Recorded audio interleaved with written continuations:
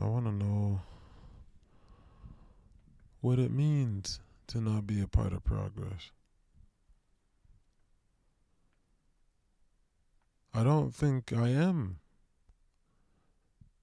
in the way that it is thought, and what we think of as progress and what we have done so far, to improve our lives.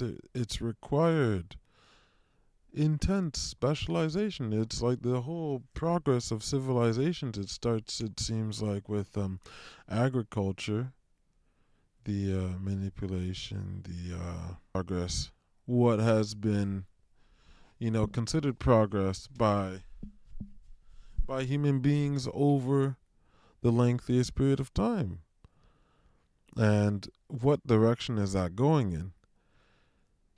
And it seems like it began with the domestication of plants, with making plants more useful to us, with modifying their genes by crossbreeding them to get certain kinds of plants that had smaller seeds, more fruit, grew in more abundance, uh, were larger, and that we could have closer to us and put a fence around, and then make it our own, make it property, and guaranteeing an amount of food and reducing the amount of people required to feed everyone.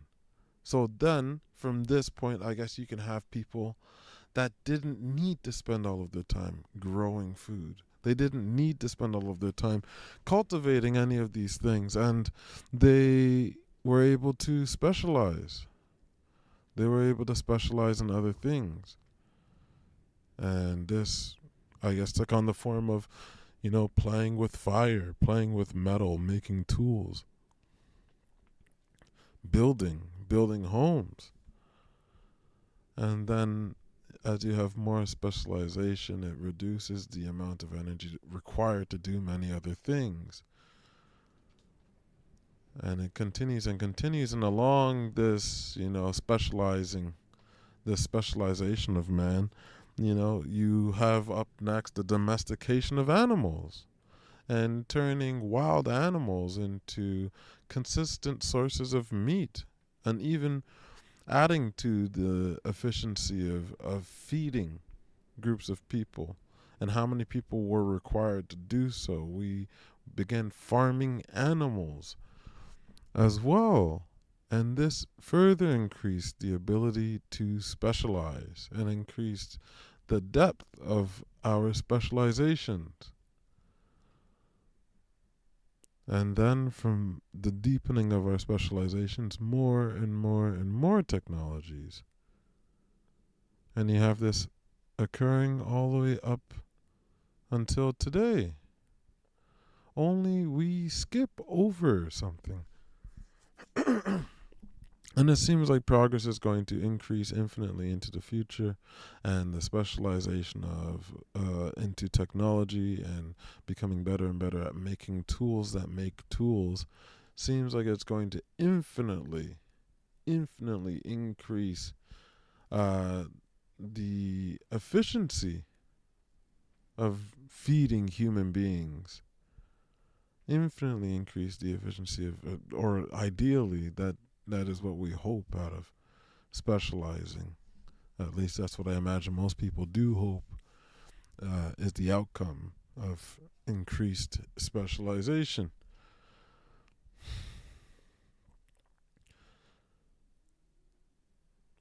There will be less and less and less people required to feed everyone. That seems to be the idea of progress. That seems to be the course of it. And I guess I'm not a part of that progress, I don't believe, because I'm not someone who has specialized, really. You can say carpentry. I participate in in this. I can build homes efficiently.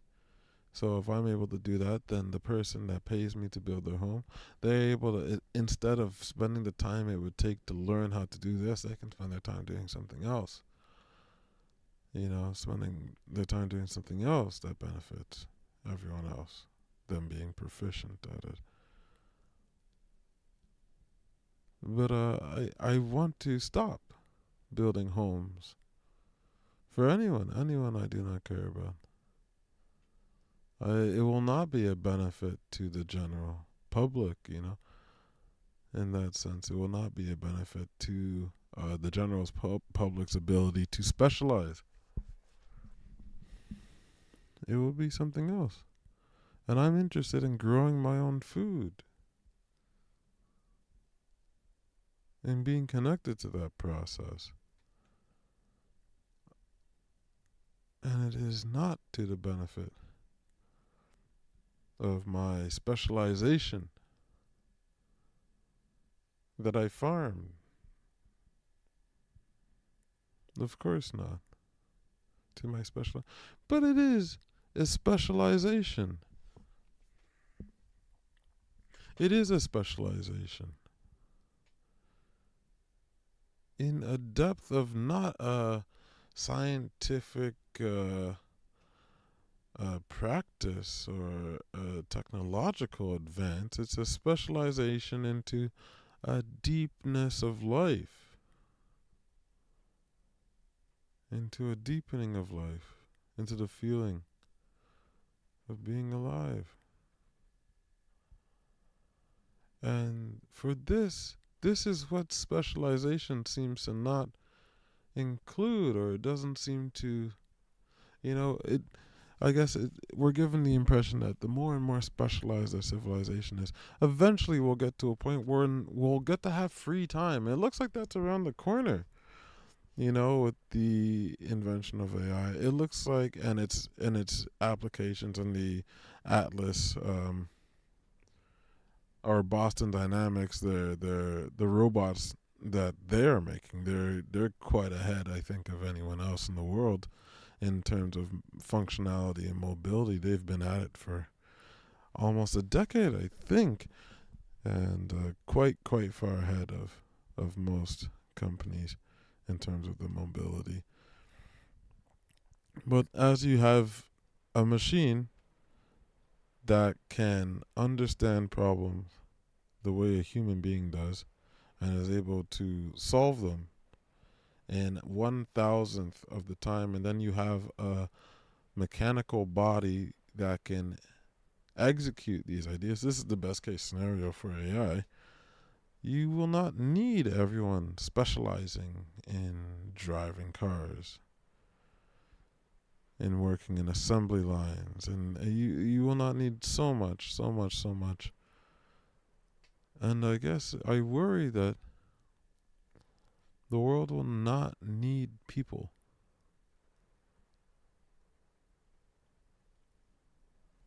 But this is a strange thought as well. But it's a vague thought. That's not my serious concern. My most serious concern is not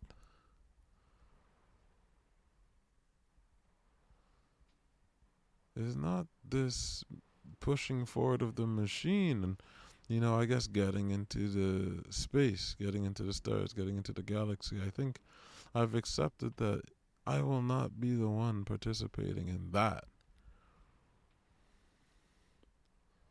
I want to be with the earth. Just the sensation of being in love. And I don't mean the sexual lusting, it's like, I mean, like, wow, this is amazing. Every part of me is just saying yes. And it's incredible, like the sense of just perfect. Like nothing's wrong. Nothing at all is wrong. Everything's just amazing. And it's, oh, I've been feeling I've been feeling this with no person, might I add. but but I guess it's like, yes, it's like this the perfect moment. It's like the deepening of the crescendo in the music, and it's like it doesn't have depth if it just ramps up, if it's just loud, if it's just, then it will go just as quickly as it came, and it'll be as meaningless as if it never happened. I guess I'm thinking about the thing that, like,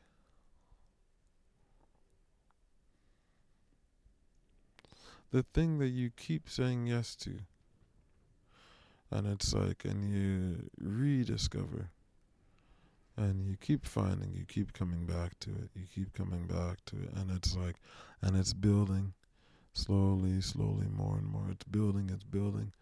And it's like, ah. And then it crescendos, and this is where it lives now. This feeling. You know, when we eat our food, when you play music, when you make art, even playing chess. And it's like, oh, all the simple things you need to exist in it. Just as, no. Music, yes. Art, yes. Writing, yes.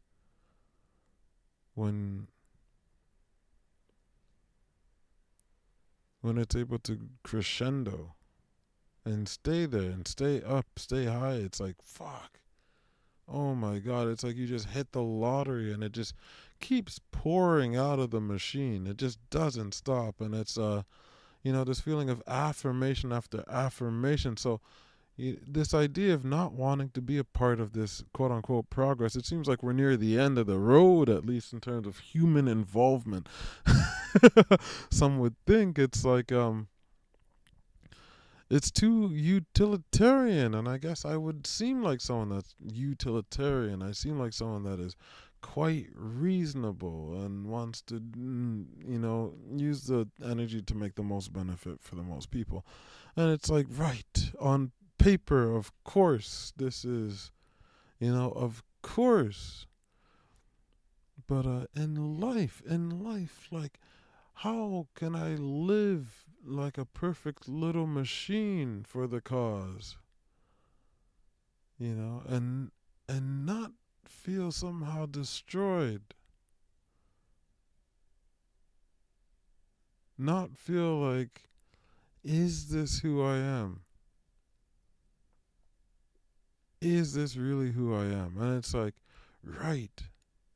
If it's not, then what are you really doing? It's, oh, I'm perpetuating the virtual good of the cause. And it's, wouldn't it be interesting if you're perpetuating a disease? Wouldn't it be interesting if this is the thing, this psychological fucking illness of obligation that has to be taught to us in the place of love?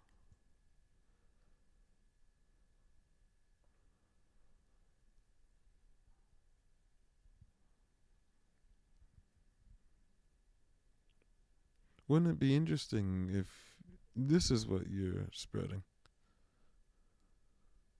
Instead of the thing that is why you would be doing any of it in the first place, which is love.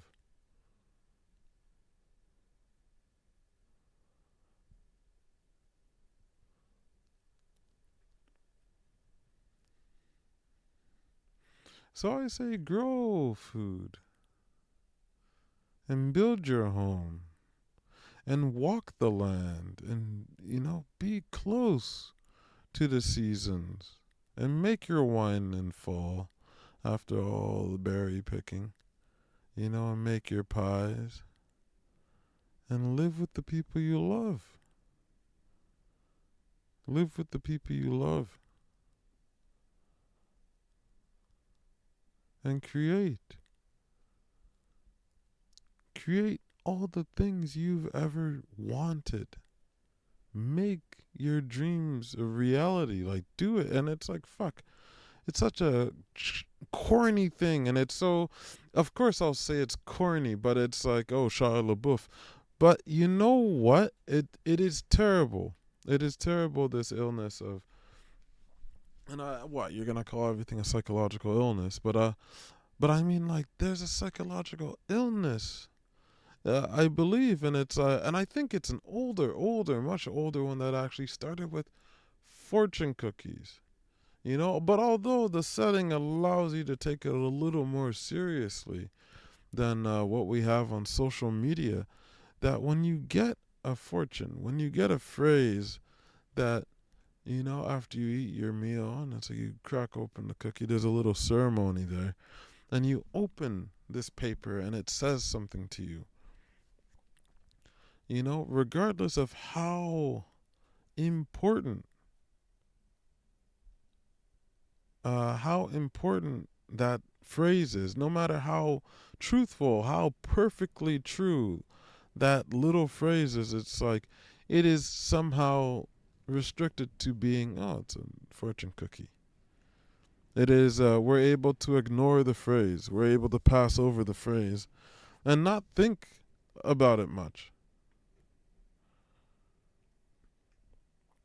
And it's the same way we're able to step over blades of grass.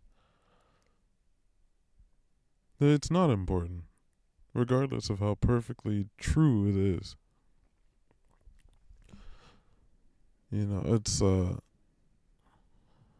It's not important.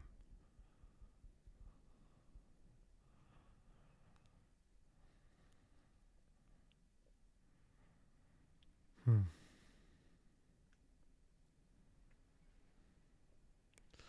It's much worse on social media. You go on Instagram, and I'd like to believe, because they're putting so much more effort than the fortune cookie, I believe, into some of these images, into some of these things, and it's like these posts, because there's people that are extremely interested in gaining your attention and having a grip of it, perpetually, and getting more and more of it, and not just your attention, but gaining your, like, favor. Like, they want to bring something into reality.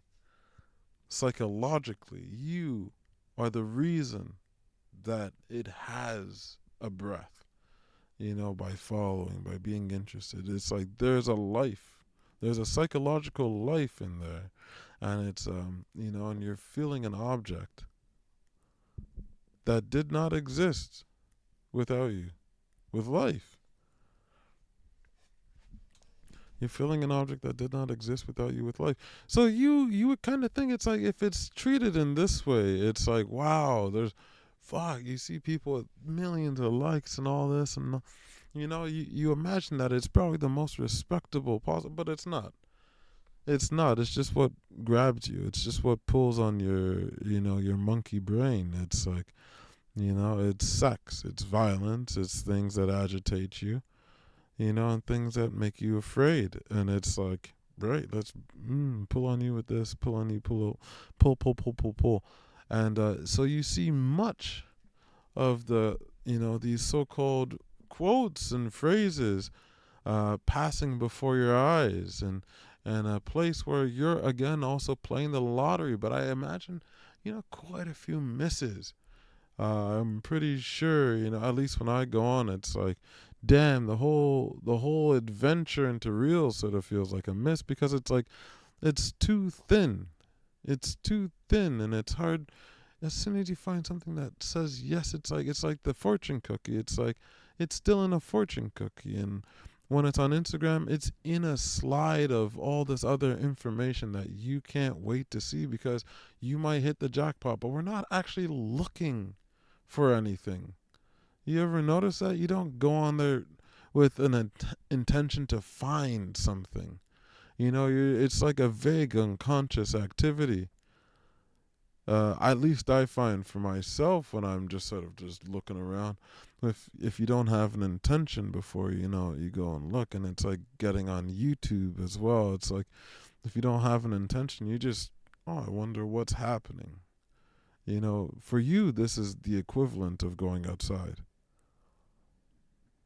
at this point. And it's, not to sound like I'm being rude, but it's psychologically, it's like, you want to check the landscape of ideas and narratives that are alive and moving around and growing and dying, and the characters that fill these psychological objects with life. It's like, all right, just watch what's trending. Go step outside in the psychological realm and see the ideas. But what is this? what does this do to us? Especially if we are someone that does not know our way in this world. And it's like we do not stop to take in a single truth to its depths, to like what it really implies on your life, on everything around you. When you see truth, we do not sit there to contemplate how deeply it shakes us.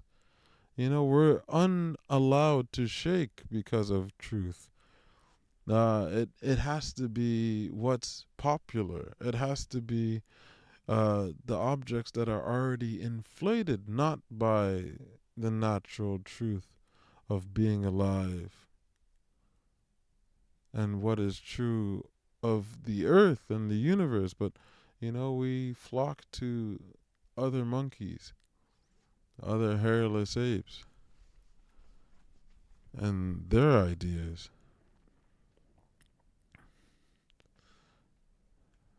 And often these ideas are short of being eternal. They have no interest in participating in what is perfect, what is incredible, what will persist through time endlessly. It's a crime of unconsciousness. It's a perpetuating unconsciousness and benefiting from it in a shallow, short-sighted way. But I sound like a cynic. As if I do not find the most glorious things only because of our access. And it is a double-edged sword, and I do feel like the blade cutting back is a little sharper than the blade cutting in for many of us. And we do not need to know what is happening under every single stone around the world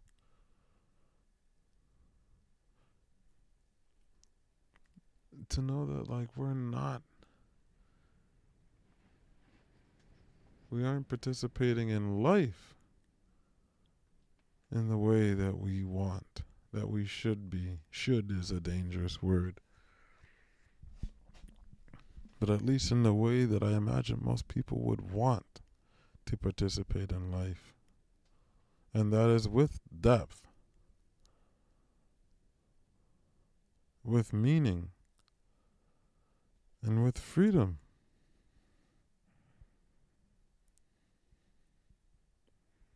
And with freedom.